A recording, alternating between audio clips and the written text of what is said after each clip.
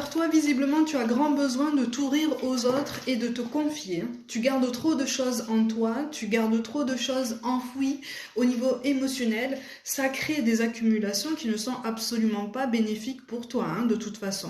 On te précise que tu as passé assez de temps à observer ta vie. Et là, on est résolument dans le sentimental. Tu n'as pas osé te positionner pendant très longtemps. Tu n'as plus osé te positionner, te placer par rapport à quelqu'un. Parce que tu n'avais plus confiance en toi, parce que tu n'avais plus confiance en autrui, tu t'es complètement refermé sur toi et quelque part, tu t'es complètement refermé sur ce qui est devenu ta croyance limitante. Donc, sur ta croyance qui te fait penser que tu ne peux pas accorder ta confiance plus que jamais à qui que ce soit. Sauf qu'en fait, sur cette planète, il y a quelqu'un qui existe là, qui est pour toi et qui est sur ce même chemin. Et tant que toi, tu n'as pas assez progressé dans ce chemin, on retarde un petit peu la rencontre, ou en tout cas, tu ne comprends pas les signes qu'on t'envoie. Même quand on envoie des signes qui te bombardent toute la journée, si tu choisis de ne pas les voir, et c'est tout à fait normal, tu les vois pas. Malgré tout, tu as une fin de cycle. Tu as une fin de cycle d'errance, tu as une fin de cycle de souffrance. Donc vraiment, en fait, un des derniers gros réflexe qu'on te demande de mettre en place dans ta vie, c'est de relâcher cette croyance que tu ne peux plus faire confiance à qui que ce soit, ou que si tu fais confiance, cette personne va forcément te faire à nouveau du mal. Pourquoi est-ce qu'elle te ferait du mal si tu essayes d'attirer, ou en tout cas si tu t'autorises cette liberté, cette légitimité d'attirer quelqu'un qui te correspond davantage? On ne te demande pas d'essayer d'attirer quelqu'un qui va te réparer. On ne te demande pas d'essayer d'attirer quelqu'un qui va t'accepter avec toutes ses blessures si tu ne fais rien dessus avant et pendant. On te demande d'essayer d'envisager la possibilité de manifester quelqu'un qui va t'accepter avec ton histoire, comme toi tu vas l'accepter avec la sienne, mais rien ne va t'empêcher d'engager cette histoire sentimentale, rien ne va t'empêcher de vivre cette histoire d'amour qui arrive, rien ne va t'empêcher de t'autoriser justement ce bonheur à deux. Et donc ce nouveau bonheur individuel, parce que ça pourrait être un nouveau moteur, un moteur, une force supplémentaire, pour te donner cet enthousiasme, pour continuer de travailler sur cette croyance en fait, continuer de travailler à se détacher de cette croyance qui te ralentit complètement. Ça t'a complètement fermé du monde, ça t'a complètement fermé de tout ton potentiel, mais il y a quelqu'un qui arrive en fait. Il y a quelqu'un qui arrive et on a le S, le B aussi qui reviennent énormément. Ça peut te concerner toi comme ça peut concerner cette personne. C'est pas une obligation, mais ça ressort pour une minorité d'entre vous. Et là, de toute façon, il y a du mouvement qui se met en place. Il y a du mouvement qui se met en place. Donc, d'une façon ou d'une autre, visiblement, c'est cette personne qui, à sa façon, va venir vers toi, va débarquer dans ton paysage.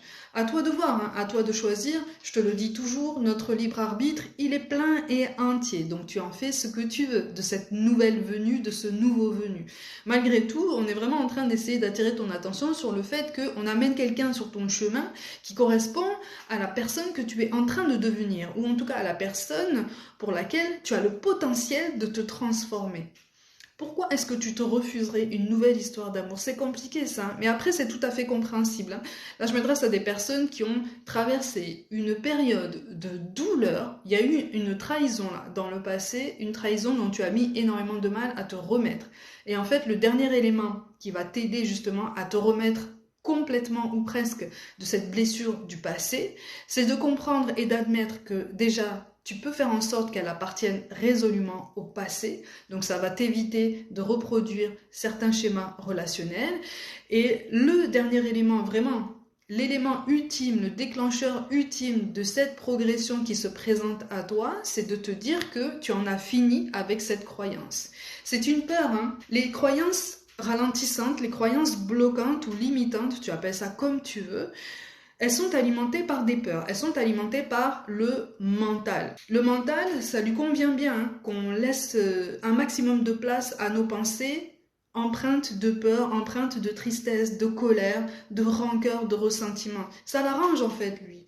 Ça l'arrange parce que ça nous pousse à rester dans un schéma de pensée qui est bien paramétré, qui est bien calibré, voilà, et qui nous maintient dans une espèce de prison mentale et donc dans des schémas répétitifs. À partir du moment où tu prends conscience de la puissance de tes pensées, à partir du moment où tu prends conscience que tu peux transformer ça, alors avec douceur, hein, en te donnant le temps, en faisant preuve de bienveillance envers toi-même, tu peux transformer tout ça.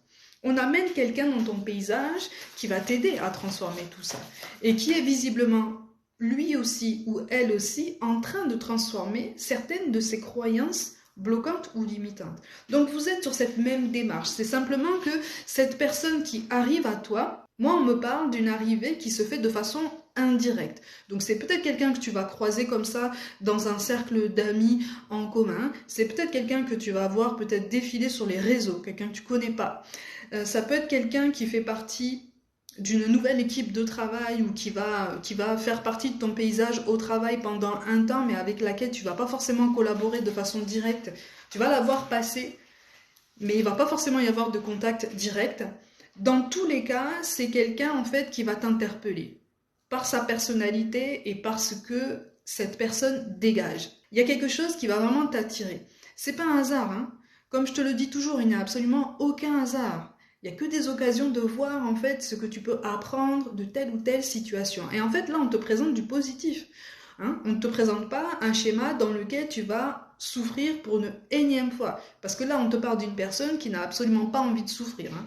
C'est quelqu'un qui est en train de faire le bilan sur sa vie, qui est en train de mettre au propre tous ses besoins, toutes ses envies, toutes ses ambitions, tous ses objectifs. Hein. Là, on te parle d'une personne qui compartimente bien tous les domaines de sa vie, qui n'est pas pour autant rigide hein, dans ses pensées, mais qui apprend à se faire confiance pour manifester une nouvelle vie.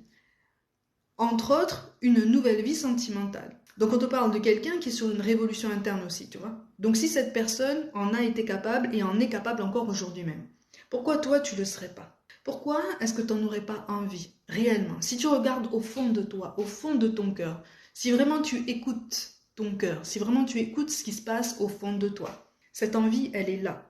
Si tu es persuadé que tu n'en as pas envie, c'est pas ton cœur qui parle, c'est ta douleur, c'est ta peur, c'est ton mental. Tu vois? On essaye de t'aider, de t'accompagner à faire la différence entre les deux, parce que on voit qu'en fait, tu ralentis ton évolution de ce côté-là. Et tu as le droit hein, de connaître quelque chose de beau, tu as le droit de connaître quelque chose d'épanouissant. En tout cas, d'enfin épanouissant. C'est quelqu'un qui va éveiller effectivement beaucoup d'ascenseurs émotionnels en toi parce que quand vous allez commencer à échanger, parce que visiblement il y a une communication qui arrive, quand vous allez commencer à échanger, c'est quelqu'un qui dès le début va te pousser dans tes retranchements. Donc dès le début va te pousser à des prises d'initiative, à prendre ton courage à deux mains pour prendre contact avec lui ou avec elle, à prendre ton courage à deux mains pour dire ce qui se passe réellement dans ta vie, dans tes pensées actuellement. Parce qu'en fait tu t'es livré à personne là. Tu ne t'es livré absolument à personne. Même au niveau amical, tout le monde sait que tu as vécu une rupture extrêmement difficile. Tout le monde t'a vu souffrir, mais finalement, personne ne t'a posé de questions. Parce que tout le monde s'est dit que c'était absolument inutile parce qu'il valait mieux te laisser dans ton coin. Mais quelque part, te laisser dans ton coin, finalement, avec le temps, ça t'a poussé à ruminer tes pensées et ça t'a poussé à alimenter des peurs qui n'ont plus lieu d'être. Vraiment, tu peux la surmonter, cette peur. Est-ce que tu as envie de faire preuve de douceur envers toi-même? Est-ce que tu as envie de surmonter cette difficulté qui n'est devenue que passagère finalement, ou en tout cas qui arrive en fin de cycle?